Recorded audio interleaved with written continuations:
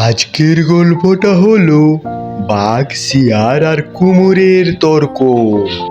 এক জঙ্গলে কুমির, শিয়াল আর বাঘ মামা গল্প করতে থাকে। তাদের মধ্যে তর্ক হয়ে যায়। বলে, এই শিয়াল, তুই কোথায় ছিলিস কালকে? এই তো মামা, আমি এই জঙ্গলেই ছিলাম। আরে বাঘ ভাই, ও ছিল না, শিয়াল এই জঙ্গলে ছিল না। এই কুমুর, তুই কি দেখেছিস আমি এই জঙ্গলে ছিলাম না? সত্যি করে বল শিয়াল, তুই কালকে কোথায় ছিলিস?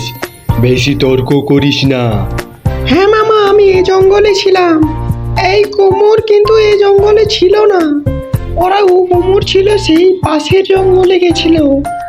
কি কুমুর ভাই, কি শুনছি তোমার নিয়ে? আরে না ভাই, আমি তো এই জঙ্গলে ছিলাম, কিন্তু এই শিয়াল যে মিথ্যে কথা বলছে তুমি তো বুঝতে পারছো না নাকি? আরে দুজনেই চুপ কর, তোরা